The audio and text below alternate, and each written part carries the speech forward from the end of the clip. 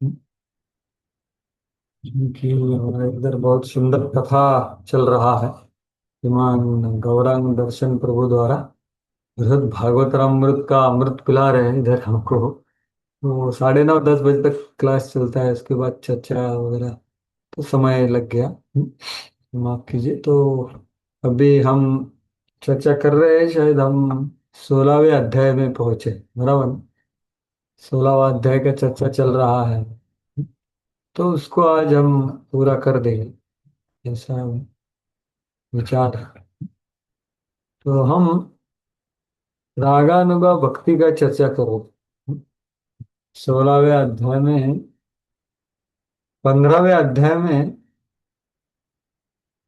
15 और 16, ये दो अध्याय रागानुग साधन भक्ति के लिए वर्णित है। इसमें रागानुगा साधन भक्ति का वर्णन है पूरा पूरा। तो हमने 15वां अध्याय पूरा कर दिया और 16वां अध्याय को भी शुरुआत किया है। तो ये जो रागानुगा साधन भक्ति है, जैसे, तो उसका क्या है, सिर्फ क्योंकि हमने पिछले सत्र में चर्चा किया तो थोड़ा कुछ जो पिछले धागे हैं वो पकड़ के आगे बढ़ेंगी। तो हमारा चर्चा चल रहा है ये दूसरे तरह की साधन भक्ति का। तो साधन भक्ति के दो प्रकार होते हैं, एक है वैधि साधन भक्ति, दूसरी है रागानुग साधन भक्ति।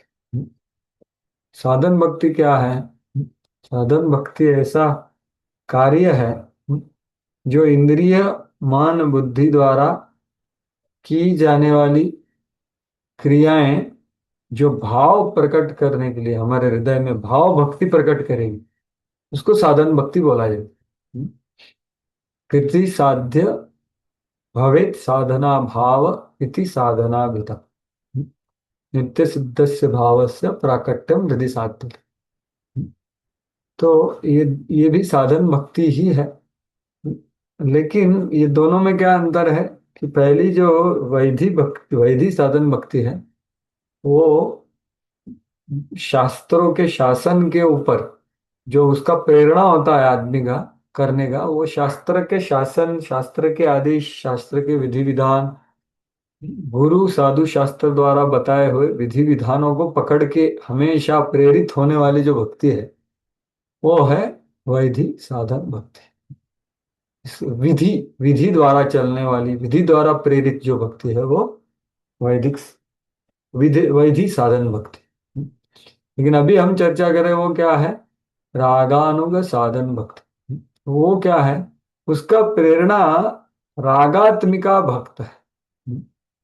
तो उसका पूरा चर्चा हमने पिछले जो अध्याय है उसमें किया। क्योंकि जो रागात्मिका भक्तों को अनुसरण करके की जाने वाली जो भक्ति है, तो उसमें प्रेरणा क्या है, रागात्मिक भक्त, जैसे व्रजवासी जो रागात्मिक भक्त है। तो उसका परिभाषा हमने देख लिया पूरा कि रागात्मिक भक्त क्या होता है। उसके तीन क्या लक्षण हैं, ये सब हमने देख लिया। तो रागात्मिक भक्त भी दो प्रकार के होते हैं। एक है दो संबंधों में, दो मतलब दो प्रकार के संबंधों में रागात्मिक भक्ति होती है। एक है काम रूप और एक है संबंधारूप। तो काम रूप है माधुर्य रस वाली, जो भगवान के साथ माधुर्य रस में होती। और संबंध रूप में फिर वात्सल्य रस और दास सख्य रस इत्यादि। तो ये दो प्रकार के रागात्मिका भक्त हैं वृंदावन में। तो उसका हमने चर्चा कर ली। उसके बाद हमने चालू किया 16वां अध्याय। तो 16वां अध्याय के शुरुआत में ये संबंधारूप का वर्णन, तो उसका भी हमने चर्चा कर लिया। उसके बाद फिर रागात्मिका भक्ति को बताने के बाद अभी उसका जो अनुसरण करते हैं ऐसे लोग, तो उसका चर्चा चल रहा है कि रागानुगा भक्ति की क्या पात्रता है। तो इसका भी हमारा चर्चा हो गया है मेरे हिसाब से। अगले 2-3 श्लोकों का चर्चा हो गया, तो मैं सिर्फ संदर्भ दे रहा हूं कि भाई रागात्मिका कनिष्ठाये रागात्मिका कनिष्ठाये व्रजवासी जनादयः तेषां भावाप्तये लुब्धो भवेत् अत्र अधिकारिवान।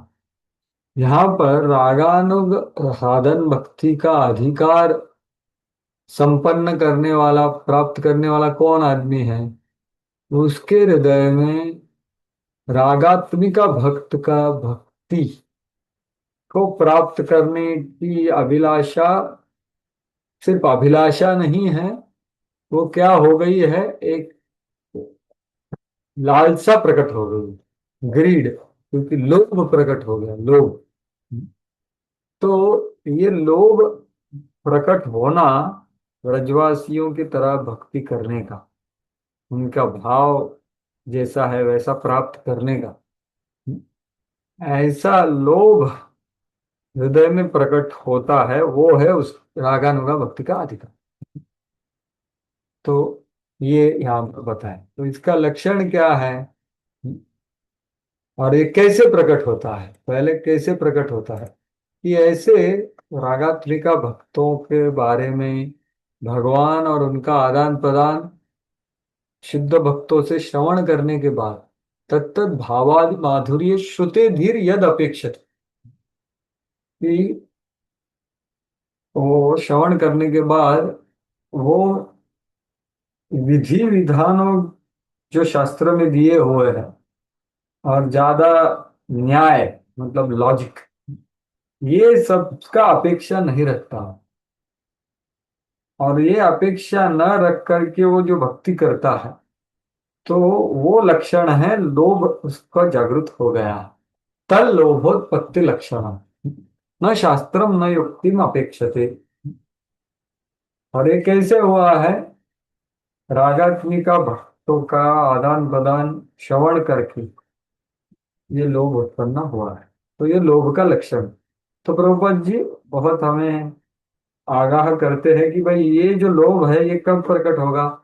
प्रायः अनर्थ निवृत्ति होने के बाद। तो अनर्थ निवृत्ति होने के बाद मतलब क्या, पूरा हृदय शुद्ध होने के बाद क्या?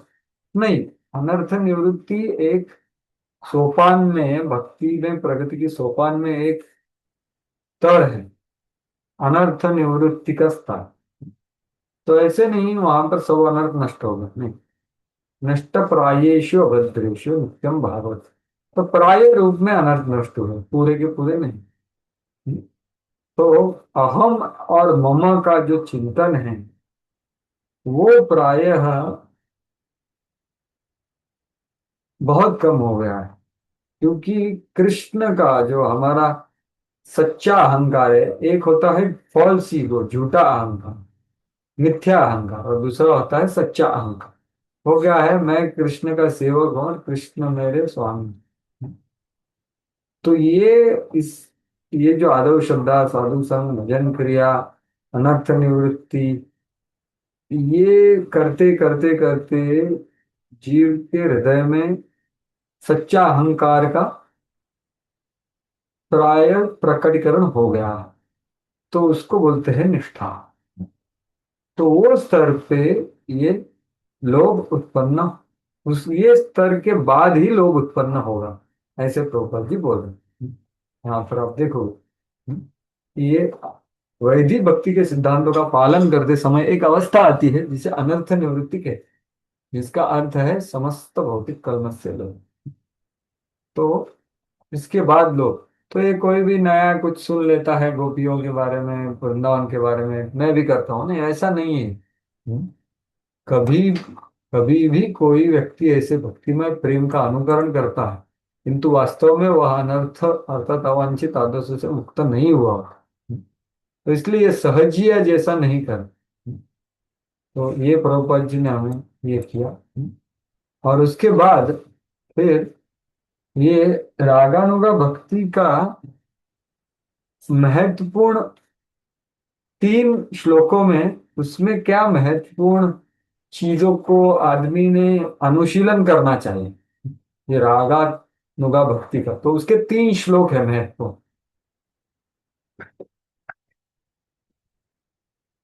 तो उससे में से पहले श्लोक के बारे में हमने थोड़ा चर्चा की।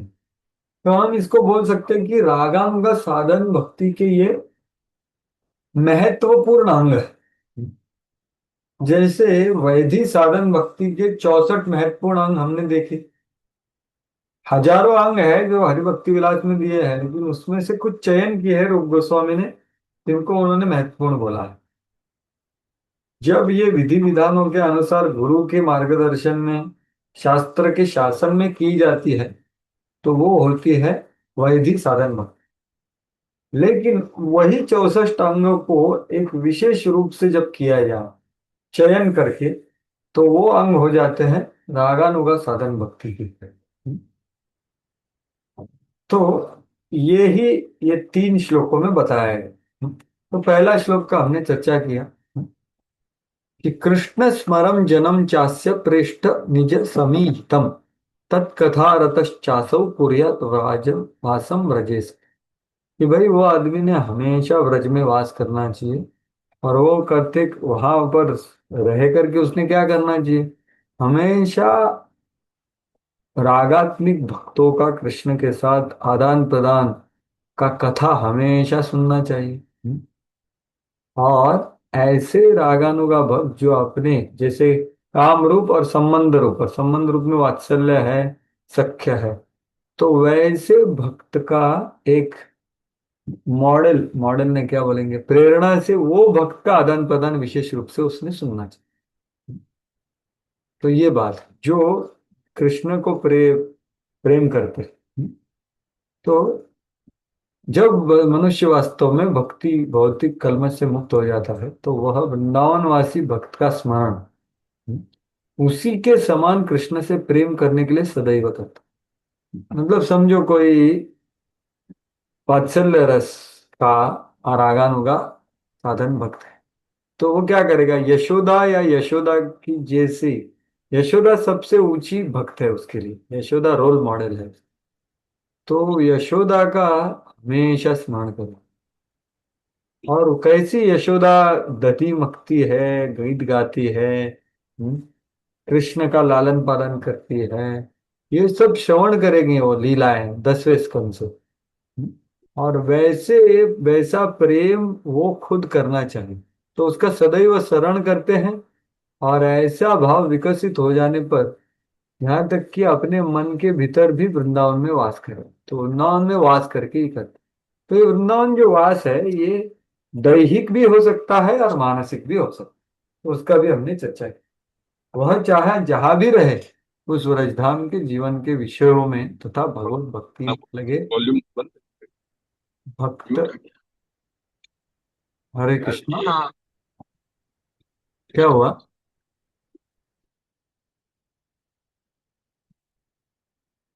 वो चाहे जहां भी रहे, उसे व्रजधाम के जीवन के विषय में तथा भगवत भक्ति में लगे भक्त विशेष के पद चिन्हों का अनुसरण करने के विषय में सदैव सोच विचार करना। तो वो जगत में कहाँ भी रह सकता है, लेकिन लोभ उत्पत्ति हो गया है तो उसने ऐसा साधन करना चाहिए। तो मानसिक रूप से व्रज में रह करके सेवा करनी चाहिए। तो ये यहां तक हमने चर्चा किया मेरे हिसाब से। तो अभी अगला श्लोक चर्चा करेंगे। तो आप बोले मानसिक रूप से व्रज में रहना है, नहीं तो शारीरिक रूप में भी कोई रह रहा है व्रज में, तो वहां पर कैसा करना है, तो वो अगले श्लोक में दिया है। सेवा साधक रूपेण सिद्ध रूपेण च अत्र हि तद्भावलिप्सुना कार्या ब्रजलोकानुसारतः। हाँ, तो ये पढ़िए। जो भक्त वास्तव में कृष्ण भावना में आगे बढ़ चुका हो और भक्ति में निरंतर तल्लीन रहता हो, उसे चाहिए कि सिद्धि प्राप्त कर लेने पर भी अपने को प्रकट न करे। और यह कि जब तक वह सशरीर वहां रहे, तब तक उसे नव दीक्षित की भांति आचरण करना चाहिए। यहाँ तक कि शुद्ध भक्त तक को भी वैधि भक्ति की क्रियाकलाप करने चाहिए। किंतु जब उसे भगवान के साथ अपने वास्तविक संबंध की अनुभूति हो जाए, तो वह भगवान के किसी भक्त विशेष के मार्गदर्शन में वैधि सेवा करते हुए अपने भीतर भगवान का चिंतन कर सकता है और उस भक्त विशेष का अनुसरण करते हुए दिव्य भाव को विकसित कर सकता है। हाँ, धन्यवाद। तो देखिए इधर जानिए क्या बोला जा रहा है। जैसे आप पहले उदाहरण देता हूँ, उससे स्पष्ट हो जाए कि रूप गोस्वामी देखिए। तो रूप गोस्वामी का चिंतन की, तो रूप गोस्वामी कौन है? वो सिद्ध देह आप देखोगे उनका तो रूप मंजरी है। बराबर की, जो श्रीमती राधा रानी के अंडर सेवा करते और उनका देह कैसा है? मंजरी का देह, स्त्री का देह। स्त्री भी नहीं बोलेंगे, स्त्री से कम आयु वाली मंजरी। लेकिन ये देह में वो कौन है? रूप गोस्वामी, एक प्रभु जी है। और रूप गोस्वामी कैसे आचरण करते हैं? रूप गोस्वामी के देह में बाहरी रूप से जो सब लोग देख रहे हैं कि वो सुबह उठते हैं, जप करते हैं, शास्त्र पढ़ते हैं, यमुना में स्नान करते हैं, वैष्णवों का सेवा करते हैं। तो प्राय बाहरी शरीर में वो सभी वैधि भक्ति के सभी जो अंग है उसमें वो प्रेरित है। तो ये हो गया सेवा साधक रूपे। देखो सेवा तो करना है दो रूपों में। एक है जो बाहर का देह है, साधक का देह, उसमें वैधि भक्ति के जो चीजें हैं उसको ही करना है, कुछ अलग नहीं करना, जैसे रूप गोस्वामी किए। लेकिन वही सेवा सिद्ध रूपेण च, मतलब सिद्ध रूप में भी सेवा करना है। तो सिद्ध रूप का सेवा क्या है कि उनको लोभ उत्पन्न हो गया है, तो जो रस में वो सेवा कर रहे हैं वैसा अपने मन में स्मरण करके सेवा करना। तो मन में मंजीरी भाव में सेवा कर रहे हैं, बाहरी देह में वैधि साधना भक्ति के अंग में लगे हैं, हालांकि उसके ऊपर निर्भर नहीं। तो इसलिए प्रभुपाद जी क्या लिखे हैं देखिए उधर कि किंतु जब उससे भगवान के साथ अपने वास्तविक संबंध की अनुभूति हो जाए, तो मतलब क्या कि ये अनर्थ निवृत्ति के बाद निष्ठा, रुचि, आसक्ति वगैरह में उसको थोड़ा एक झलक बोल सकते हैं, आकर्षण, लोभ, लोभ की वजह से उसको एक झुकाव और एक झलक हो गई है कि भाई ये रूप में मैं सेवा करूंगा। तो वैसे रूप में वो मन में स्मरण करके सेवा कर। तो ये नवसिखिया के लिए तुम्हारे हमारे जैसे जो अभी प्रयास कर रहे हैं उसके लिए है ही नहीं। ये कब है? प्रायः एक शुद्धिकरण स्तर के बाद, जब उसको अपने भगवान के साथ एक रागात्मिक भक्त का भाव में बहुत ही लोभ उत्पन्न हुआ। ये इच्छा नहीं है, ये आकर्षण नहीं है, ये झुकाव नहीं है, ये लोभ है, लोभ। तो लोभ, क्योंकि ये प्रकट हो रहा है अनर्थ निवृत्ति के बाद, निष्ठा, रुचि, आसक्ति, ये स्तरों, तो उसको थोड़ा बहुत झलक पता चला है कि मैं कौन से रूप से कौन से भक्त की तरह सेवा कर सकता। तो अपने आंतरिक देह से वैसा वो चिंतन कर। तो देखिए जब उसने अपने भगवान के साथ वास्तविक संबंध की अनुभूति हो जाए, तो ये अनुभूति क्या है? ये पूरा का पूरा साक्षात्कार नहीं है, थोड़ा उसने चखा है ब्रज का माधुर्य श्रवण करके, एक विशेष भक्त का कृष्ण के साथ आदान किया और उसको कुछ कुछ अनुभव हुआ है, क्योंकि उसका सच्चा अहंकार प्रकट हुआ है निष्ठा स्तर में। तो वह भगवान के किसी भक्त विशेष के मार्गदर्शन में, तो ये बहुत महत्वपूर्ण है कि गुरु या गुरु के मार्गदर्शन द्वारा दिया गया एक वरिष्ठ भक्त जिसने ये सब किया हुआ है, उनके मार्गदर्शन में क्या करता है वो? सेवा साधक रूपेण, मतलब क्या? वैधि सेवा करते हुए। ये तीन शब्द का अर्थ क्या है? साधक देह में वही, वो सुबह उठेगा, 16 माला कृपया मिनिमम जप करेगा, भागवतम पढ़ेगा, ये सब वही है। लेकिन अपने भीतर क्या करेगा, मार्गदर्शन में देखो ये क्या है, ये सेवा साधक रूपेण का पाठ, ठीक है। और सेवा करते हुए सिद्ध रूपेण सेवा, वो क्या है, अपने भीतर भगवान का चिंतन कर सकता है। क्या चिंतन करता है, उस भक्त विशेष का अनुसरण करते हुए दिव्य भावों को विकसित कर सकता है। तो ये है सिद्ध रूप वाली सेवा। तो ऐसा ये श्लोक का अर्थ है। तो ऐसा वो आ, साधन करेगा, उसका रागानुगा भक्ति का साधन। तो ये दूसरा श्लोक है। तो पहला श्लोक क्या था, कि उसने व्रज व्रज में सदा वास करना चाहिए, और वैसे कथाओं को श्रवण करके वैसे एक व्रजवासी भक्त का हमेशा चिंतन करना चाहिए। तो वो कैसा, उसका थोड़ा और स्पष्टीकरण ये दूसरे श्लोक में उन्होंने दिया, कि भाई आपका साधक देह है, वो पुरुष है, तो वो तो वैधि भक्ति के अंग करेगा, और अंदर अंदर ही अंदर स्मरण करेगा, जो रागानुगा भाव उसको लोभ उत्पन्न हुआ है वैसे रस, मधुर रस हो सकता है, वात्सल्य, सख्य, दास्य इत्यादि। तो ये है दूसरा श्लोक। तो यहाँ पर प्रभुपाद जी हमें थोड़ा सावधान करते हैं सहजियाओं से। उसको बोलते हैं सिद्ध प्रणाली मंत्र। तो बहुत बार ऐसे होता है, लोग कोई वृंदावन में या इधर उधर जा करके कोई से मिलता है, वो बोलता है मैं आपको सिद्ध प्रणाली मंत्र दूंगा, जिससे आपको पता चलेगा आप कौन हो। फिर वो आप वो मंत्र का जप करो बस, या आप वृंदावन में मोर हो। तो वो क्या करते हैं फिर, हरे कृष्ण मंत्र नहीं जपते, भगवान का नाम नहीं जपते, वो मोर का रूप ले करके प्रयास करते हैं। या सखी बेकी वगैरह, मतलब अपने आप को बाहरी रूप से एक गोपी के रूप में पोशाक करके उसका चिंतन करते।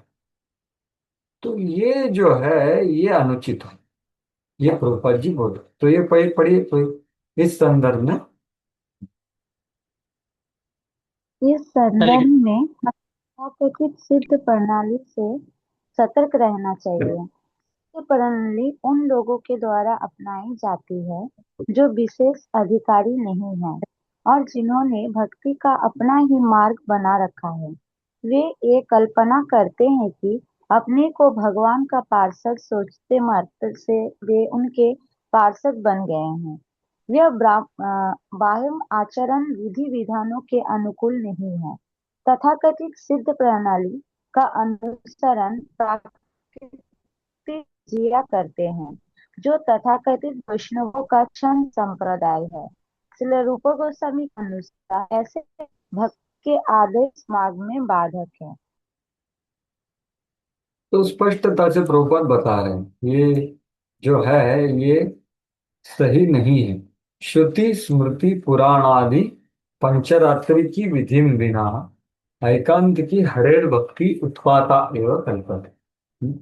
वही श्लोक उद्धृत कर रहे हैं प्रभुपाद कि रूप गोस्वामी के अनुसार ऐसे कार्य भक्ति के आदर्श मार्ग में बाधक है, उत्पाद कराते। क्यों, क्योंकि ये क्या कर रहे हैं, सिर्फ मैं सोचता हूँ हाँ मैं गोपी हूँ, हाँ तो फिर कल से एक मंत्र मिलेगा और फिर मैं गोपी जैसा वेश करके भगवान का चिंतन तो अधिकारी है ही नहीं, विशेष अधिकारी बने नहीं। मतलब क्या हुआ है कि अनर्थ निवृत्ति हुआ नहीं, लोभ उत्पन्न हुआ नहीं, श्रवण अच्छी तरह से करके हृदय शुद्धिकरण एक स्तर तक हुआ नहीं, लोभ ही नहीं आया है। लेकिन वो खुद को पार्षद मान रहे, कल्पना कर रहे कि मैं पार्षद हूँ। कल्पना से कुछ होने नहीं वाला, कुछ वास्तविकता में होना चाहिए, एक अधिकार होना चाहिए। तो इसके लिए मार्गदर्शन का जरूरी, वही प्रभुपाद जी ने बोला। तो ये सिद्ध प्रणाली, इसलिए भक्ति सिद्धांत सरस्वती क्या बोलते थे, उनके वक्त इसका बहुत बोलबाला था, अभी भी है। तो वो बोले हमारा सिद्ध प्रणाली मंत्र क्या है, कोई जानता है हमारा सिद्ध प्रणाली मंत्र? तो वो जो हरे कृष्ण महामंत्र, आपको मतलब सो आप मतलब हमें तो मतलब ऐसा प्रभुपाद ने मना किए हैं सिद्ध प्रणाली इस तरह का कुछ करने के लिए। वो तो बिल्कुल, ऐसा नहीं। इसलिए तो बोल रहा हूँ कि भक्ति सिद्धांत सरस्वती ने बोला हमारा सिद्ध प्रणाली मंत्र कौन सा हरे कृष्ण महामंत्र है। वो तो तो है, सिद्ध। वो बोले तृणादपि सुनी चेन तरेरिव सहिष्णुना अमानीन मान देना कीर्तनीय सब। ये पहले है। तो अपना जीवन, अपना हर विचार भगवान की गुणगान करे, कीर्तनीय सदा हरि, हमेशा नाम कथा भगवान का गुणगान।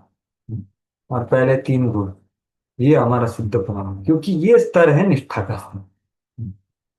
भक्ति में निष्ठा आई है तो वो आदमी ये तीसरे श्लोक को लेकर के व्यवहार कर सकता है, विचार कर सकता है, आदान प्रदान कर सकता है और भगवान का कीर्तन कर सकता है।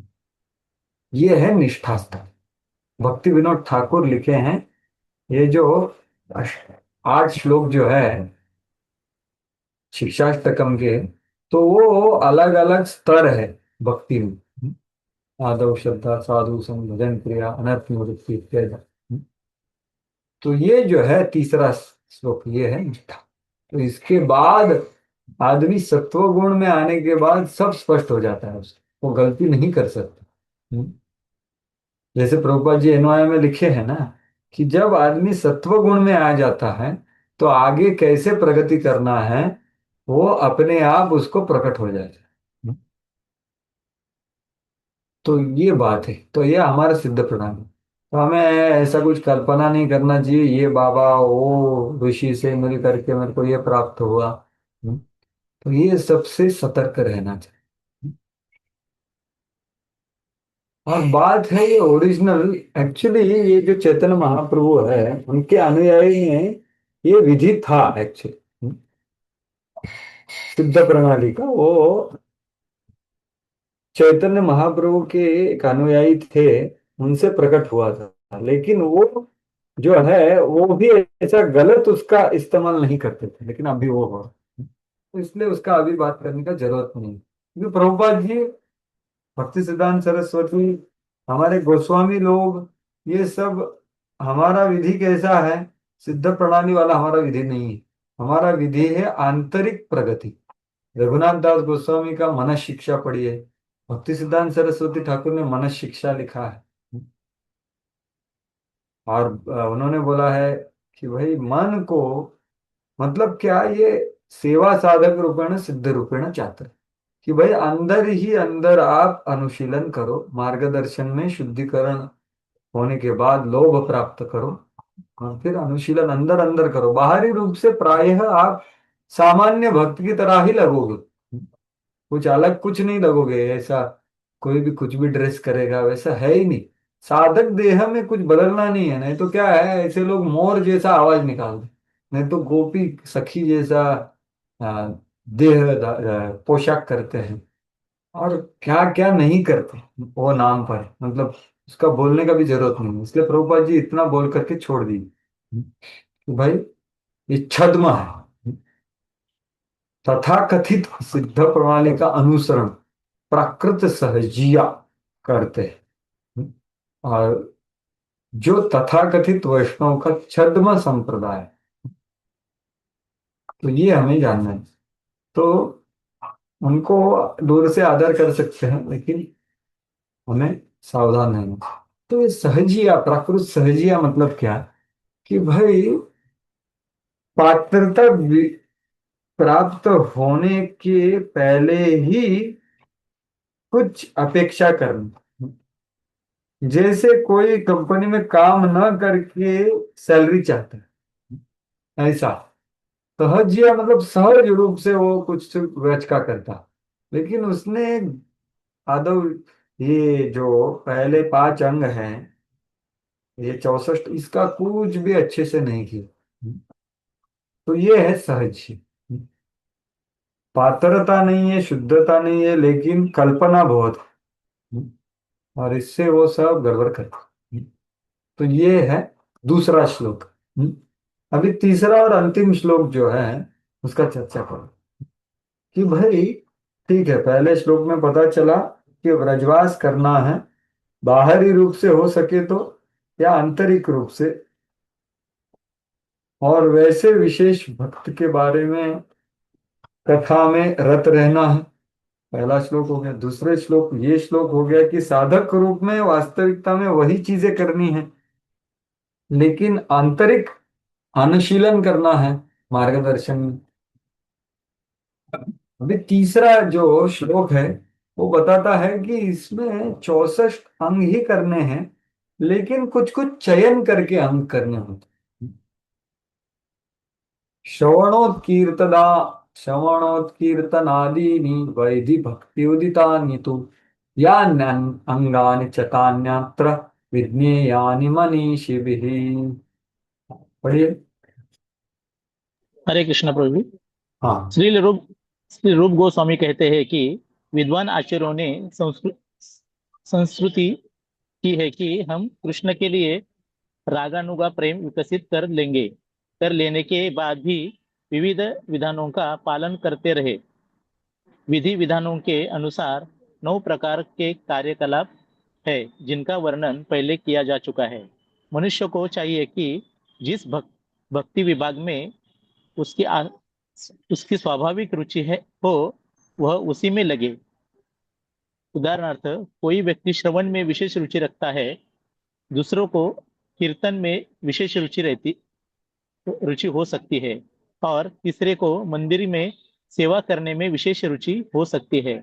अतएव इन तीनों अथवा शेष 6 भक्ति के प्रकारों स्मरण, सेवन, वंदन, अर्चन, साक्ष्य या आत्मनिवेदन को पूरे मनोयोग से संपन्न करना चाहिए। इस तरह हर व्यक्ति को अपनी अपनी रुचि के अनुसार कार्य करना चाहिए। हरे कृष्ण प्रभु। तो देखिए, तो क्या पता जा रहा है इधर कि करना तो है श्रवण कीर्तन स्मरण, 5 महत्वपूर्ण अंग है, 64 अंग जो भी वही करना। लेकिन अभी देखिए, क्योंकि हृदय प्राय शुद्ध हुआ है तो उसको इंद्रिय तो लगाने का आसान हो गया उसको। अभी ज्यादा अंदर की बात है, बराबर। तो वो क्या करता है, वो श्रवण कीर्तन भी करता है, लेकिन वैसा विशेष रुचि के हिसाब से करता है। ये रुचि कौन सा है, अपना अपना जो रस है वो लीला वो ज्यादा श्रवण करता है, उसका चिंतन करता है, उसका स्मरण करता है, उसका वर्णन करता है।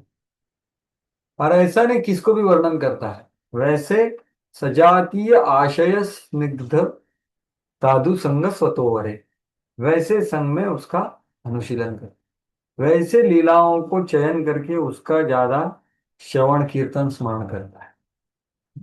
तो अंग तो वही है, लेकिन उसमें थोड़ा चयन करके अभी ज्यादा अनुशीलन हो रहा है। तो ये बात यहाँ पर कही गई। तो ये है तीसरा श्लोक। तो पिछले श्लोक में एक महत्वपूर्ण चीज है वो बताना है कि देखिए, चक्रवर्ती ठाकुर एक उदाहरण देते हैं कि ये सिद्ध प्रणाली का उन्होंने बताया ना, वैसे प्रकृति सहजिया का और एक संप्रदाय है। वो क्या करते हैं, वो बोलते देखो, श्रीमती राधा रानी ने कभी जैसे कभी शालिग्राम का सेवा नहीं किया, गुरु का शरणागति नहीं किया, एकादशी नहीं किया, तो हमने करने का कुछ जरूरत नहीं है, ऐसा वो बोलते। लेकिन हमारे गोस्वामी गण क्या बोलते हैं, एकादशी करना चाहिए, गुरु का शरणागत होना चाहिए। तो ये देखिए, ये गड़बड़ है। वो अंग को छोड़ देते, वो क्या बोलते हैं, भाई ये ब्रजवासियों ने कभी नहीं किया तो हम क्यों करें, हम क्यों एकादशी करें। तो ये गलत भाव यहाँ पर रूप गोस्वामी ने काटा है। दूसरा है कि रूप सनातन गोस्वामी को या व्रजवासी लोगों, मतलब रूप सनातन गोस्वामी है व्रज लोक अनुसार। तो व्रज देखो, व्रज व्रज में उनका ओरिजिनल व्रज में उनका भाव क्या है, रूपमन जी।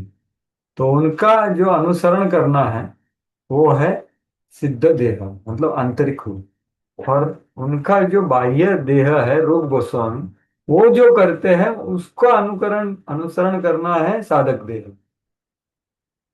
साधक देह में रूप मंजरी का अनुसरण नहीं करना, ये बोल, वो करते हैं सहजिया। तो ये भी है, इसलिए हमें तो समझना चाहिए। तो ये है। अभी ये सब होने के बाद, अभी इसमें भी दो प्रकार है। जैसे रागात्मिका भक्तों के दो प्रकार थे, हमने चर्चा किया। एक है काम रूप, कामात्मिका भक्त, और एक संबंधात्मिका भक्त। वैसे ही रागानुग साधन भक्ति में भी कामानुगा भक्ति और संबंधानुगा भक्ति, ऐसे दो है। तो उसमें पहले का चर्चा करें। तत्र कामानुगा, तो ये पढ़िए, कामानुगा प्रेम।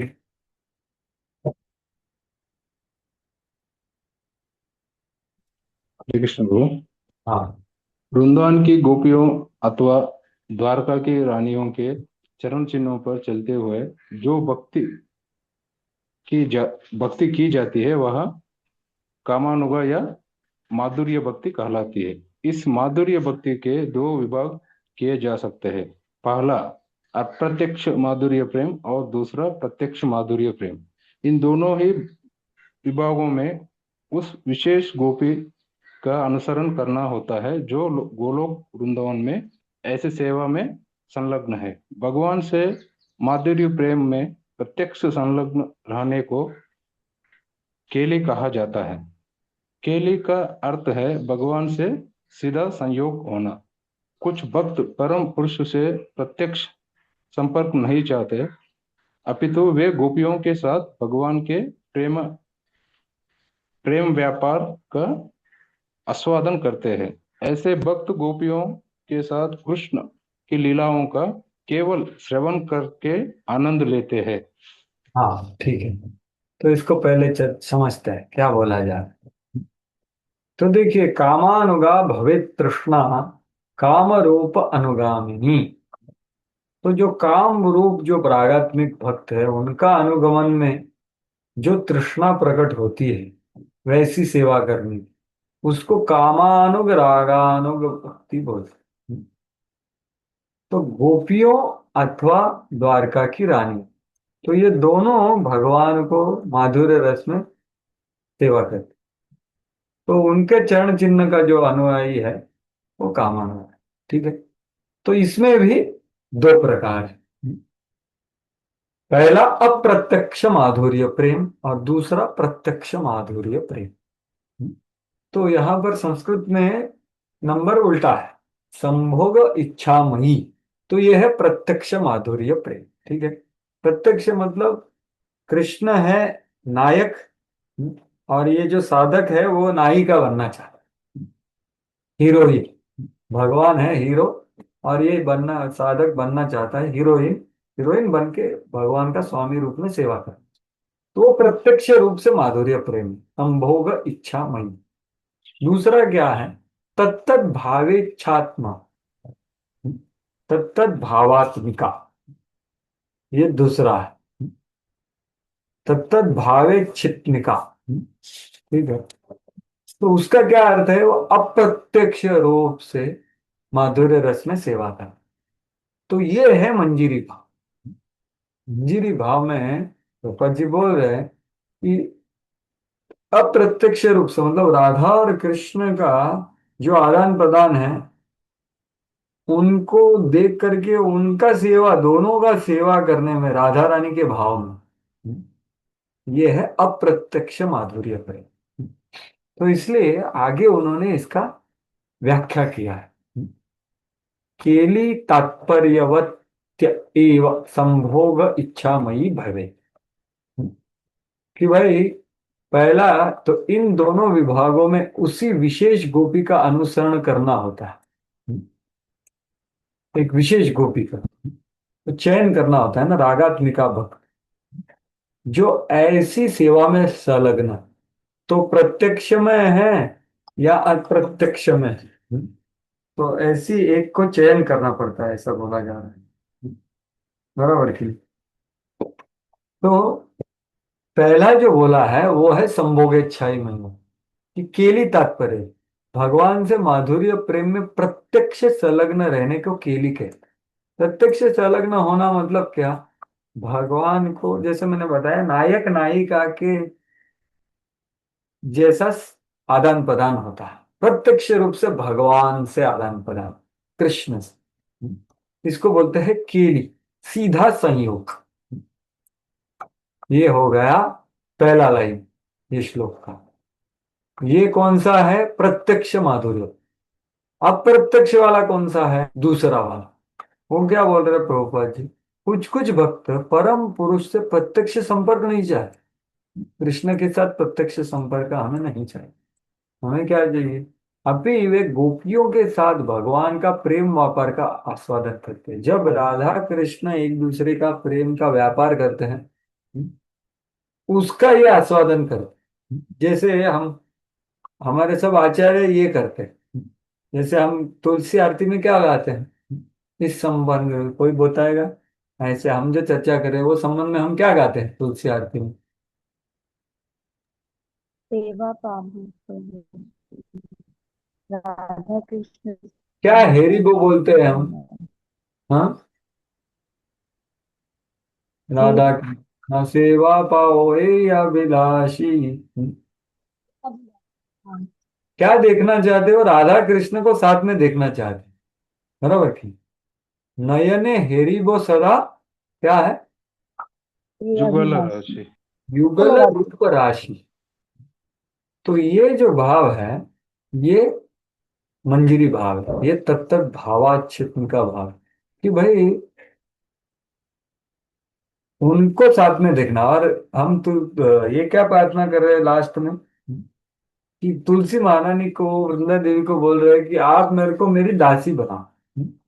क्या बोलते हैं हम लोग तुलसी आरती में? हम्म, बोलिए।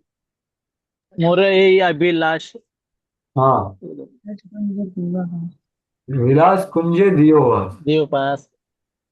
तो मेरा अभिलाष क्या है? मैं विलास कुंज में वास करूं, और उधर क्या करूं? राधा और कृष्ण साथ में हैं, वो खेली करेंगे और हम उनका सेवा करेंगे। खेली, विलास कुंज दियो और नयन हेरिबो सदा युगल रूप राशि। आगे क्या है उसके? यही तेरी निवेदन निवेदन दीन धरो, दीन कृष्ण तेरी निवेदन धरो सखीर अनुगत को। अनुगत करो, तो ये सेवा अधिकार दियो। हाँ, सखी को शरण में। अनुगत करना मतलब ये दो दूसरा प्रकार है, वो समझ लेना। भाई राधा रानी, ललिता विशाखा, ललिता विशाखा ये दोनों राधा रानी जैसी सेविका है। राधा रानी जैसी गोपियां हैं, लेकिन राधा रानी के भाव में सेवा करती है वो कृष्ण। लेकिन वो कृष्ण से डायरेक्ट संपर्क में है। लेकिन हमारे आचार्यों का भाव क्या है कि भाई इनका सेविका बने। यही निवेदन धरो सखीर, सखीर अनुगत, अनुगत करो, सेवा अधिकार दिए करो निज दास। निज दासी। मेरे को आपकी दासी बनाओ। तो वो है मंजीरी। ये है तत्त भावाच्छेत्मिका, तत्त भावेच्छात्मिका तासाम भाव माधुर्य कामिता। तो जिसका ये भाव का, माधुरता का आस्वादन करने का इच्छा है, उनको ये दूसरा प्रकार बोला है, उसको अप्रत्यक्ष माधुर्य प्रेम बोलते हैं। ऐसे भक्त गोपियों के साथ कृष्ण की लीलाओं को केवल श्रवण करके आनंद, उनको खुद को कृष्ण के साथ अकेले में सेवा करना है ऐसा इच्छा नहीं। तो इसका ऐसा इच्छा, ऐसा समझना नहीं चाहिए कि जो संभोग इच्छामयी है वो गलत है। वैसा नहीं सोचना चाहिए, वैसा है भी नहीं। लेकिन हमारे परंपरा का भाव ये है, मंजरी भाव। तो ये जानना है, क्योंकि इसमें विशेष है, क्योंकि राधा दास्यम बोलते हैं। तो भक्ति सिद्धांत सरस्वती ठाकुर कहते हैं कि हमने, हमको कृष्ण से कुछ सरोकार नहीं है। हम राधा रानी के अनुयायी हैं। चैतन्य महाप्रभु के, राधा रानी, राधा रानी कृष्ण को चाहती है, इसलिए हम कृष्ण की सेवा करें। तो राधा रानी का दास्य, राधा दास्य, ये हमारा पद है प्राय। प्राय हमारे सब आचार्य गण इसको हमें प्रेरित करते हैं करने की। लेकिन तो ये यहाँ पर बताया गया। तो इसका ही थोड़ा सा आगे, थोड़ा सा वर्णन है। तो पढ़िए ये, इसमें और क्या क्या करते हैं, पढ़िए। माधुर्य प्रेम का ये विकास उन्हीं में संभव है जो पहले से ही वैदिक भक्ति में, विशेष रूप से मंदिर में राधा कृष्ण की पूजा में लगे रहते हैं। ऐसे भक्त धीरे धीरे अर्च विग्रह के प्रति रागानुगा प्रेम विकसित कर लेते हैं और गोपियों के साथ भगवान के प्रेम विनिमय का श्रवण करके इन लीलाओं के प्रति धीरे धीरे आकृष्ट होते हैं। जब ये रागानुगा आकर्षण अत्यधिक विकसित हो जाती है तो उसी के अनुसार भक्त को उपर्युक्त विभागों में रखा जाता है। हाँ, तो उपर्युक्त विभाग मतलब ये दो भाग बोले ना, ये कब होगा, तो उसका एक सोपान जैसा बता रहे कि भाई वो विधि भक्ति अच्छे से कर रहा है, आदव शुद्ध साधु संग भजन क्रिया अनर्थ निवृत्ति हो गई, वो तो भी श्रवण कर रहा है, और क्या कर रहा है, विग्रह का, राधा कृष्ण की विग्रह का वो सेवा कर रहा है, उसका लीला सुन रहा है, उनका ड्रेसिंग कर रहा है, उनको भोग अर्पण कर रहा है, अलग अलग तरह से उनको अ, खुश कर रहा है। तो ये विग्रह सेवा कर रहा है, श्रवण कर रहा है, वैधि विधान का पालन करके उसके हृदय में लोभ उत्पन्न हो गए। धीरे धीरे राधा कृष्ण, गोपियां कृष्ण या यशोदा कृष्ण, अलग अलग इसमें वो आकृष्ट हो सकते। तो यहाँ पर हम कामानुग का चर्चा करें तो गोपियां, मंजीरी, तो जब ये रागानुगा आकर्षण अत्यधिक विकसित हो जाता है तब वो उपयुक्त विवाह में रखते हैं। श्री मूर्तिर माधुर्य प्रेक्ष तल लीलाम निशम्य वा। तो सर्व पहले क्या है, राधा कृष्ण की मूर्ति का सेवा करता है, वो उनके माधुरी को देखता है कि उनका सेवा करता है, और क्या करता है, तल लीला निशम्य, उनका लीला का श्रवण करता है। तद भावाकांक्षिणो ये स्युस, वैसा भाव व्रजवासी का प्राप्त करने के लिए जो इच्छुक है, लालायित है, तेषु साधना तानयो, तो साधक देह में वो ये सब करता है। कितना स्पष्टता से दिया, पुराणे श्रूयत पाद में पुंसम अपि भवेद इयम। तो ये क्या दिया है कि पद्म पुराण, जैसे आगे बताया गया, ये पद्म पुराण में बताया है कि भाई ये माधुर्य रस में ऐसा जरूरी नहीं कि आपको स्त्री का, सिर्फ स्त्रियां ये सेवा कर सकती है, नहीं, पुरुष भी कर सकते। तो ये बाहरी साधक देह कौन सा भी हो सकता है हमारा, पुरुष का भी हो तो भी वो कामानुग साधन वैधि आरागानुग भक्ति कर सकते। तो इसके लिए वो प्रमाण कहाँ से दे रहे हैं, पद्म पुराण, कि पुराण श्रूयते, पाद में पाद्म पुराण से, पुंसम अभी भवेदियम, पुंसम मतलब एक पुरुष है, वो भी ये भाव को जागृत कर सकता है। तो उसका एक बहुत सुंदर, दंडकारण्य ऋषि जो थे, वो भगवान श्री कृष्ण के में आकर्षित थे माधुर्य रस में। तो ये रागानुग भक्ति का अनुशीलन कर रहे थे, और तब भी दंडकारण्य ऋषि ये रागानुग साधन भक्ति का अनुशीलन करते करते एक बार भगवान रामचंद्र वहां पर प्रकट हो गए, और भगवान रामचंद्र की कृपा से, कृष्ण की कृपा से रामचंद्र जी का उनको दर्शन हो गए, और उनको पता चला कि ये हमारे कृष्ण भगवान ही हैं, रामचंद्र के रूप में आए हैं। तो वो उनको व्यक्त करते हैं कि आपका हमें माधुर्य रस में सेवा करो। तो भगवान रामचंद्र उनको बोलते हैं कि एक पत्नी व्रत धरो राजर्षि चरित शुचि इत्यादि। कि भाई ये अवतार में मैं आपका ऐसा सेवा ग्रहण नहीं कर सकता, लेकिन अगले अवतार में आऊंगा तो तब आप मेरी ये माधुर्य रस में आप सेवा करोगे। तो ये सब ऋषि मुनि गण, उन्होंने रागानुग भक्ति का अनुशीलन किया। देखो ये रहे कहाँ रहे थे, वृंदावन में नहीं थे दंडकारण्य में, लेकिन हृदय में, मन में, चिंतन में, स्मरण में, और साध्य देह में, या उनकी साध्य देह के आभास में, ये ब्रज में थे। तो अगले जन्म में उन्होंने गोपियों के रूप में जन्म लिया, तो इसलिए उनको ऋषिचारी गोपियां कहते हैं। तो ये एक प्रत्यक्ष उदाहरण पद्म पुराण से प्रस्तुत किया है। तो वो आगे बताया गया। तो ये पढ़िए, कृष्ण प्रेम के प्रति।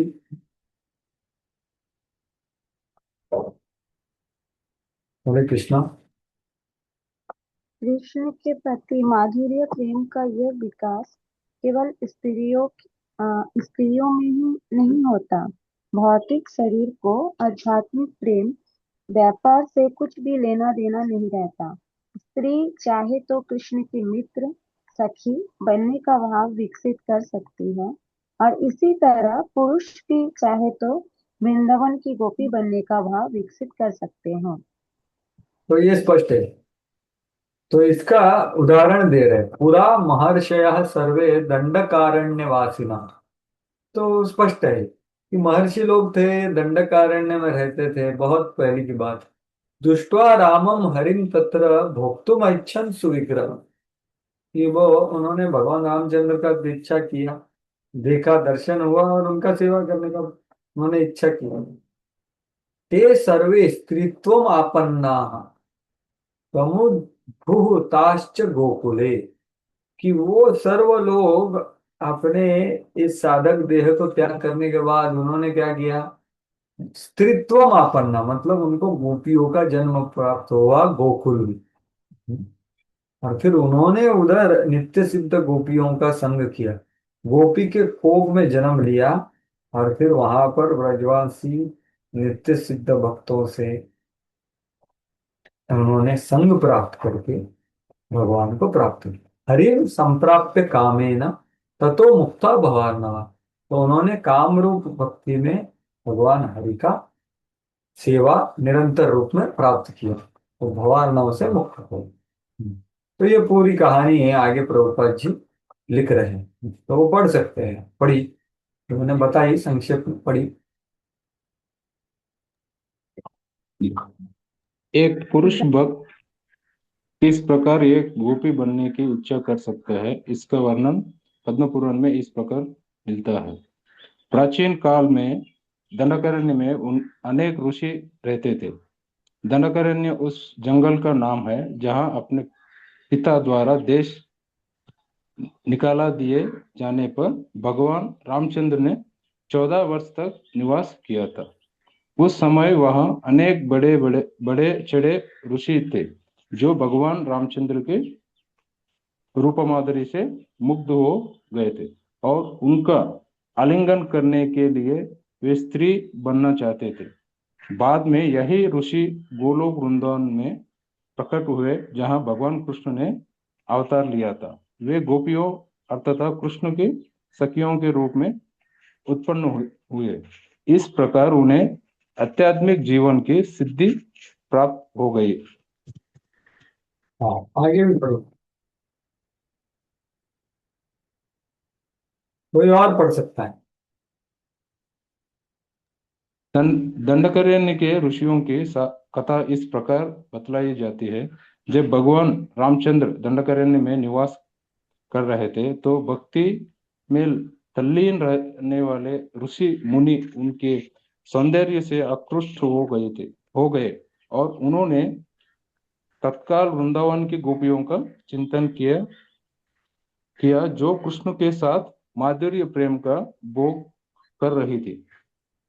यहाँ यहाँ यह स्पष्ट है कि दंडकारण्य के ऋषियों को गोपियों जैसे माधुर्य प्रेम की इच्छा हुई, यद्यपि उन्हें भली भांति ज्ञात था कि कृष्ण तथा रामचंद्र दोनों ही भगवान हैं। वे जानते थे कि आदर्श राजा होने के कारण रामचंद्र एक एक से अधिक पत्नी नहीं रख सकते थे, जबकि कृष्ण पूर्ण भगवान होने के कारण वृंदावन में उन सबों की इच्छा पूरी कर सकते थे। इन ऋषियों मुनियों ने यह भी निष्कर्ष निकाला कि कृष्ण का रूप भगवान रामचंद्र के रूप की अपेक्षा अधिक आकर्षक है। अतएव उन्होंने प्रार्थना की कि वे अगले जन्म में गोपियां बने, जिससे उन्हें कृष्ण का सानिध्य प्राप्त हो। भगवान रामचंद्र मौन रहे। उनका यह मौन बतलाता है कि उन्होंने ऋषियों की प्रार्थना स्वीकार कर ली। इस तरह भगवान रामचंद्र ने उन्हें अगले जीवन में भगवान कृष्ण का सानिध्य प्राप्त करने के लिए वरदान दिया। इस वर के अनुसार उन्होंने गोकुल की गोपियों के गर्भ से स्त्रियों के रूप में जन्म लिया और जैसे कि उन्होंने पूर्व जन्म में कामना की थी, उन्होंने कृष्ण का सानिध्य प्राप्त किया, जो उस समय गोकुल वृंदावन में विराज रहे थे। इस तरह भगवान कृष्ण के साथ माधुर्य प्रेम की दिव्य भावना विकसित करके उन्होंने अपने मनुष्य जीवन को धन्य बनाया। तो ये हरे है कृष्ण। कामानुग। तो ये अगले श्लोक में क्या बताया है कि कोई भक्त है जो वैदिक भक्ति के वर्तमान से माधुर्य रस का इच्छुक करके वैदिक भक्त का वर्तमान पे चलता है, लेकिन इच्छा करता है कि मैं माधुर्य रस में सेवा कर, लेकिन उसको गोपियों जैसा से प्रेम भाव प्राप्त नहीं किया, तो वो क्या होता है, वो द्वारका में रानी बनता है, ना कि गोपी बनता है। हालांकि राधा कृष्ण का पूजा कर रहा है, लेकिन वो क्या बनता है, एक रानी बनता है। वही बोला है, रिरिसाम सुष्ठु कुर्वन् यो विधि मार्गेण सेवते। तो वो अच्छा माधुर्य रस में सेवा कर रहा है, लेकिन विधि मार्ग से कर, तो विधि मार्ग का जो वो प्रभाव है वो छोड़ना पड़ता है रागानुगा जब करते हैं। तो वो बोला केवल नहीं स तदा महिषित्वम यात पूरे, कि वो पूरे मतलब द्वारका में जन्म लेता है। तो यही आगे द्रौपद जी यहाँ पर बोल रहे, जो कोई पत्नी रूप में माधुर्य प्रेम विकसित करता है वो द्वारका चला जाता है, जहाँ भगवान की रानी महिषी बनी। तो प्रेम के भी दो श्रेणियां होती है, पत्नी के रूप में माधुर्य प्रेम स्वकीय, तथा प्रेमी और प्रेमिका का माधुर्य प्रेम परकीय। तो ये स्वकीय का बात है, लेकिन वृंदावन में वैसा नहीं। जो प्रेमी के रूप में कृष्ण से माधुर्य प्रेम विकसित करता है वह गोलोक वृंदावन जाता है, जहाँ गोपियों के संग रहता है और कृष्ण के साथ प्रेम व्यापार करता है। किंतु हमें सावधान होकर ध्यान देना चाहिए कि गोपी या महिषी के रूप में कृष्ण के लिए यह माधुर्य प्रेम स्त्रियों तक ही सीमित नहीं है, पुरुष भी ऐसे भाव विकसित करते हैं, जैसा कि दंडकांड ऋषि ने साक्षात प्रकट किया। यदि कोई माधुर्य प्रेम की कामना करता है किंतु गोपियों के चरण चिन्हों पर नहीं चलता, तो उसे भगवान का सानिध्य द्वारका में प्राप्त। तो इसका एक उदाहरण दे रहे, प्रमाण दे रहे कि अग्निदेव के महर्षि पुत्र ने कृष्ण के माधुर्य प्रेम की प्राप्ति हेतु विधि विधानों का पालन दृढ़ता से किया। फल स्वरूप उन्होंने अगले जन्म में समस्त सृष्टि के उद्वन भगवान वासुदेव या कृष्ण का सानिध्य प्राप्त हो सका और सबों ने उन्हें अपने पति के रूप में प्राप्त। तो देखिए स्पष्ट रूप से स्वकीय भाव प्राप्त हो, बराबर। तो ये हो गया कामानुग का सब चर्चा। तो अभी संबंधानुग का थोड़ा चर्चा है, तो वो करके विराम देंगे। हालांकि 1 बज गया है, तो ये पूरा करेंगे क्या कल करेंगे, क्या बोल रहे हैं? प्रभु जी कंप्लीट इसको, ये चैप्टर को कंप्लीट कर दीजिए, अच्छा रहेगा। हम्म। तो ठीक है, थोड़ा एक्सटेंड हो जाएगा, एक और 10 मिनट। तो अगर हो सके तो आप रह सकते हैं। तो अभी क्या है, संबंधारूप का वर्णन। संबंधारूप में यहाँ पर विशेष रूप से वात्सल्य रस का बात हो रहा है। तो कोई पढ़िए ये आगे का। जो भक्त माता पिता या मित्र सखा रूप में भगवान के प्रति आकृष्ट होते हैं, उन्हें क्रमशः नंद महाराज या सुबल के पद चिन्हों का अनुसरण करना चाहिए। नंद महाराज कृष्ण के पोष्य पिता थे और ब्रज भूमि में कृष्ण के समस्त मित्रों में उनके सर्वाधिक घनिष्ठ मित्र सुबल थे। हाँ, तो देखिए 2 रस का यहाँ पर वर्णन है। कौन सा है, एक है नंद महाराज है, वो कौन सा, वात्सल्य रस, और सुबल है सख्य रस। तो ये स्पष्ट है। वो उनसे आकृष्ट होते हैं। क्योंकि एक व्रजवासी रागात्मिका भक्त है ना ये दोनों, तो उनसे आकर्षित जो होगा वो एक संबंधारूप। तो ये श्लोक वही है, सा संबंधानुगा भक्ति प्रोच्यते सद्भिरात्मनि या पितृवत आदि संबंधम मन न रोपणात्मिका। तो यही वर्णन है। आगे पढ़िए। भगवान के पिता या सखा बनने के भी दो प्रकार हैं। एक विधि यह है कि सीधे भगवान का पिता बनने का प्रयास किया जाए, और दूसरी विधि है कि नंद महाराज का अनुसरण करते हुए कृष्ण के पिता होने के आदर्श की चेष्टा की जाए। इन दोनों विधियों में से सीधे कृष्ण का पिता बनने की विधि की संस्तुति नहीं की जाती। ऐसी विधि मायावाद दर्शन से कलुषित हो सकती है। मायावादी या एकेश्वरवादी अपने आप को कृष्ण मानते हैं। यदि कोई यह सोच ले कि वह स्वयं नंद महाराज हो गया है, तो उसका पितृ प्रेम मायावादी दर्शन से कलुषित हो जाएगा। मायावादी चिंतन पद्धति अपराधपूर्ण है, और कोई भी अपराधी कृष्ण का सानिध्य प्राप्त करने के लिए भगवत धाम में प्रवेश नहीं पा सकता। हरे हाँ, कृष्ण। तो ये स्पष्ट है ना कि भाई दो प्रकार है, कि भगवान का पिता बनने का प्रयास करना या नंद महाराज का अनुसरण करते हुए पिता होने के आदर की चेष्टा की जाए। तो बाकी के जो गोपगण है ना, नंद महाराज के दोस्त हो गए, वो भी वात्सल्य रस में कृष्ण से सेवा करते हैं। तो नंद महाराज बनने का इच्छा करना ये मायावाद है, ऐसा प्रभुपाद जी बोल रहे हैं। हो सकती है ऐसा बोल, तो वो मायावाद का हमें सावधान कर। अभी उसका एक उदाहरण दे रहे हैं, तो वो पढ़ी। स्कंद पुराण में पांडवों की राजधानी हस्तिनापुर में निवास करने वाले एक वृद्ध पुरुष की कहानी आती है, जो कृष्ण को अपने प्रिय पुत्र के रूप में पाना चाहता था। नारद ने इस वृद्ध पुरुष को उपदेश दिया कि वह नंद महाराज के चरण चिन्हों का अनुसरण करे, और इस तरह उसे सफलता मिल सके। तो देखो ये वृद्ध ने नारद मुनि का अनुशीलन करके वात्सल्य रस में सिद्धि प्राप्त। तो ये एक उदाहरण दिया, नंद सूनोर अधिष्ठानम तत्र पुत्रतया भजन नारदस्य उपदेशेन सिद्धोभूत वृद्धवर। तो ये कुरुपुर स्थित एक ब्राह्मण है, वृद्ध ब्राह्मण, उसका एक कथा है। दूसरा उदाहरण है नारायण व्युस्तव से, तो वो पढ़ी।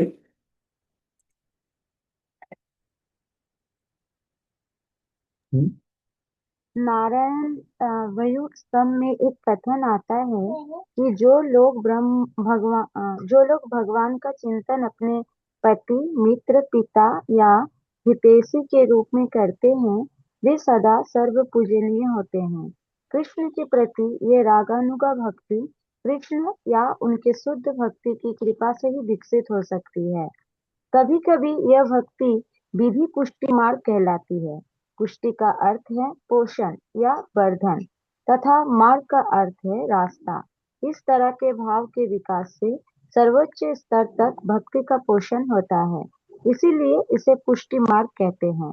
वल्लभ संप्रदाय, जो वैष्णव धर्म के विष्णु स्वामी संप्रदाय से संबंधित है, इसी पुष्टि मार्ग से कृष्ण की पूजा करता है।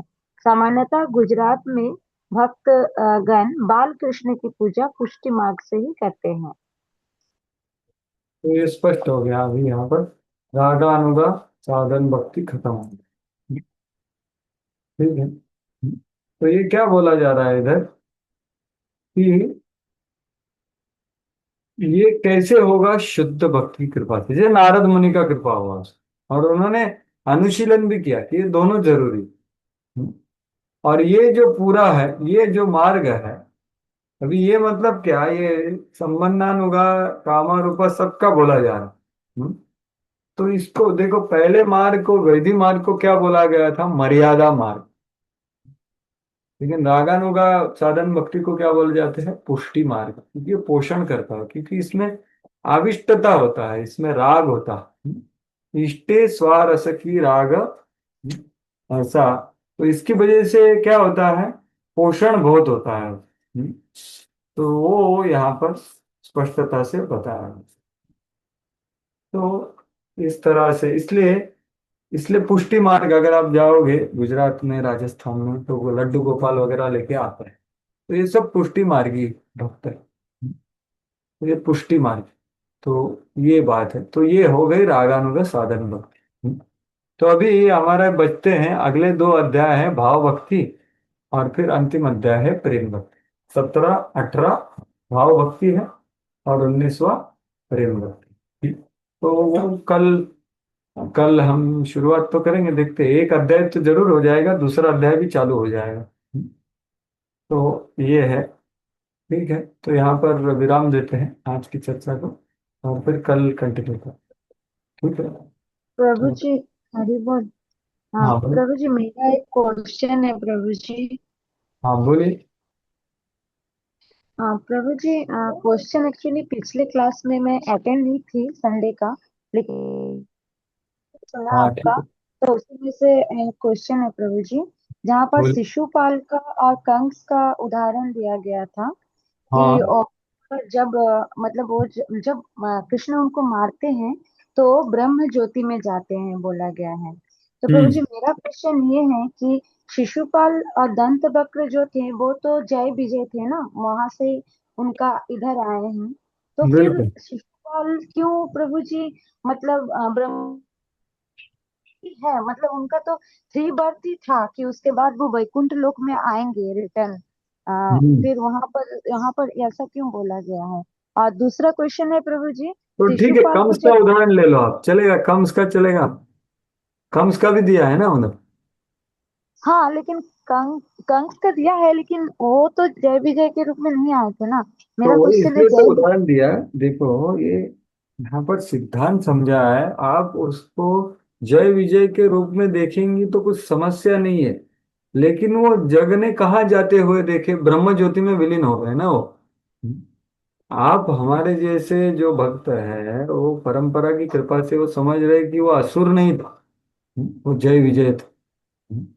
तो वो, लेकिन सबने क्या देखा, वो भगवान के देह में प्रवेश किए, सब दुनिया भर ने वही देखा। हाँ हाँ, यस प्रभु। तो वो यहाँ पर सिद्धांत बोला गया, वो जो गहरी बात है कि वो शरीर में प्रवेश होके वैकुंठ चले गए। तो ये गहरा सिद्धांत है, लेकिन वो व्यवहार से, विचार से, चिंतन से तो असुर ही तो थे। तो सिद्धांत समझिए। इसलिए मैंने बोला कंस के बारे में कुछ प्रॉब्लम है क्या आपको? कंस ने भी ब्रह्म ज्योति प्राप्त की। यहाँ बोलने का प्रभु तात्पर्य ये है कि जो आविष्टता है नकारात्मक भाव में, वैसी आविष्टता इसमें होती है। इसलिए वो परिभाषा करने के लिए वहां पर बोला गया है। हालांकि भक्ति से और ये नकारात्मक भाव से कुछ संबंध है ही नहीं यहाँ पर, लेकिन बताया क्यों जा रहा है, तद आवेशम क्या है, तदगतिम गता, बराबर की। श्लोक देखेंगे तो श्लोक में क्या वर्णन है, श्लोक से मुझे क्या है। वो श्लोक 7वें स्कंद का जो श्लोक है ना, हाँ, आवेश्य तद अघम हित्वा बहवस तद गतिम गता। तो आवेश्य शब्द पे आप चिंतन कीजिए कि ये नकारात्मक भाव में आवेशित थे, इसमें से कौन, कंस और शिशु। तो उनका पाप नष्ट हो करके उसको ब्रह्म ज्योति प्राप्त हुई। तो वैसा आवेश का भाव किसमें है, कामाद गोपियों में, और ये जो संबंधात वृषणयों में। तो ये रागानुग भक्ति का परिभाषा के लिए यहाँ पर बताया गया। तो स्पष्ट हुआ क्या, और कुछ बचा? यस प्रभु जी। प्रभु जी, आपने जैसे बोला कि शिशुपाल को जब कृष्ण ने मारे थे, तो वो कृष्ण के अंदर ही चले गए थे ना, उनका आत्मा जाकर। तो हम्म। भगवान के अंदर गए मतलब वो ब्रह्म ज्योति है, मतलब डायरेक्ट तो भगवान के अंदर ही गया, जैसे आपने बोला कि सबको पता है कि हाँ, शिशुपाल आघासुर भी डायरेक्ट। गए, आघासुर भी वैसे ही गए, शिशुपाल भी वैसे ही गए। तो आघासुर का आपने बोला ना कि वो भगवान को सेवा दिए थे किसी ना किसी तरीके से, अपने देह से, जैसे गोप लोग बच्चे लोग गए थे जब, तो उनके शरीर से ही आनंद लेते हुए गए थे आघासुर के उधर से। तो उसलिए तो उनको उन्होंने थोड़ा सारूप्य सा, मुक्ति मिला। ओके। उनको सारूप्य मुक्ति मिला क्योंकि वो जय विजय नहीं थे ना। और पूतना को क्या मिला? वो तो उनकी माँ बड़ा का। ये नहीं, वात्सल्य जैसा मिला, वात्सल्य आभास जैसा। हम्म। तो ये कृष्ण का चयन होता है, वो किसको क्या देंगे वो खुद डिसाइड करते हैं, उसमें कुछ ये नहीं कर सकते, वो कृपा है। लेकिन जय विजय का विषय अलग है। लेकिन वो गहरे बात है, उनका विचार व्यवहार चिंतन सब एक असुर जैसा। तो वो ब्रह्म ज्योति प्राप्त की है, ऐसा समझना हा, चाहिए। असं थोडं चालवलं ना मग जास्त बॅलन्स जात नाही ना. हळूच हळू. ठीक है। ये यस प्रभु जी। और किसी का कुछ या और कुछ है, हमने जो चर्चा की है उसके ऊपर? हरे कृष्ण प्रभुजी. हाँ हरि बोल। यस प्रभु। कृष्ण यस दंडवत माता। प्रणाम. हाँ। प्रभुजी एक क्वेश्चन है इसमें. प्राकृतिक सहजिया को परिभाषित कीजिए यानी परिभाषित करना है ना क्या उनको. तो यहाँ पर प्रभुपाद जी ने क्या दिया है प्राकृतिक सर्वज्ञ? अभी हमने देखा उसने क्या दिया है, और उसका मैंने थोड़ा वर्णन भी किया ना। हाँ यस प्रभु जी, आपने बताया तो प्रकृति। आपको क्या समझ में आया बताइए? प्रभु जी अपने शब्दों में लिख सकते हैं जो मतलब ऐसे क्या भगवान। प्रॉब्लम क्या है? परीक्षा में आप अपने शब्दों में लिखो, प्रभुपाद जी के शब्दों में लिखो, आपको समझ में आया कि नहीं वो समझ में आएगा जो चेक करेगा उसको। बोला तो ऐसे लगता है वो टेक्स्ट बुक से चाहिए या फिर खुद की समझ से भी लिख सकते हैं। कुछ प्रॉब्लम नहीं माता जी, चलेगा। स्पष्ट होना चाहिए, आपके शब्दों में लिखो या प्रभुपाद जी के शब्दों में लिखो। ठीक है ठीक है ओके। प्रभु जी यहाँ पर प्राकृतिक सहजिया आपने जैसे बोला, तो एक्चुअली मैंने यहाँ पर क्वेश्चन था तो इसीलिए मैंने वहां से लिखा कि आपने जैसे बोला कि पात्रता प्राप्त होने से पहले ही, जैसे उन्होंने जो 64 अंग दिए हैं भक्ति का उसका पालन नहीं किया, और जो भी भक्ति का है वो सब नहीं करके ही उन्होंने पात्रता मतलब प्राप्त करने की इच्छा किया है, अपेक्षा करते हैं, तो उसे हम प्राकृतिक सहजिया कहते हैं। नहीं, पात्रता नहीं है, शुद्धता नहीं है, लेकिन कल्पना करते हैं कि मैं अपेक्षा पार्षद हो करते गए। हैं। और वैसा वेश करते हैं बाहरी रूप से। तो उसको बोलते हैं क्या? प्राकृत सहज। किधर गए? हाँ इधर है ना। हम्म। हाँ प्रभु ये जी। है ये। देखो ये है, ये जो सिद्ध प्रणाली वाले हैं ये है। हाँ. ये सब यहाँ पर क्या क्या सिद्धांत बताए हैं देखो। पहला सिद्धांत है कि वो विशेष अधिकारी है ही नहीं। ठीक है, पहली बात है कि उनका अधिकारी नहीं है, मतलब क्या उसमें लोभ उत्पन्न हुआ ही नहीं, शुद्धिकरण नहीं हुआ है, वो लोभ उत्पन्न नहीं हुआ, पहली बात है। हम्म? सिद्ध प्रणाली उन लोगों ने द्वारा विशेष अधिकारी नहीं, जिन्होंने भक्ति का अपना ही मार्ग बना रखा, मतलब ये रास्ता श्रुति स्मृति पुराण आदि नहीं है, अपने मन गढ़ंत मार्ग बनाया। ये दूसरा प्रॉब्लम है वो फिर अपना मार्ग में क्या करते हैं, कल्पना करते हैं कि मैं भगवान का पार्षद है, ऐसा सोचते हैं और बन गया। और सबसे डेंजर क्या है, बाह्य आचरण विधि जो है वो अनुकूल नहीं है। तो वो बाह्य का मैंने बताया, वो कुछ को ड्रेसिंग करते हैं तो ये सब प्राकृत सहजिया है, अरे छद्म संप्रदाय। तो इतना प्रभुपाद जी ने वर्णन किया, मैंने थोड़ा एडिशनल भी वर्णन किया। एक और प्राकृत सहजिया क्या, जिनका नाम सौरम्य संप्रदाय है। वो क्या करते हो, बोलते हैं राधा रानी गोपियों ने एकादशी नहीं किया, गुरु को ग्रहण नहीं किया, तो हमें क्यों करना, हम उनका अनुसरण करेंगे। अरे भाई साधक देह में तो करना पड़ेगा ना विधि विधानों का पालन। हम्म? साधक देह में एकादशी करना है, गुरु का ग्रहण करना है, लेकिन आप जो विधि विधान है रागानुगा के हिसाब से फॉलो करेंगे तो फिर समस्या है। तो ये है प्राकृत सहज। ठीक है, अभी तो स्पष्ट हो गया। पैसे का 5 मिनिट तुम्ही और कुछ है? प्रसाद घेऊन या. ठीक है, तो विराम देते हैं इधर, कल हम चर्चा पूरी आगे बढ़ाएंगे। ठीक। श्रीमद् भक्ति रसामृत सिंधु की जय, श्रील प्रभुपाद की जय।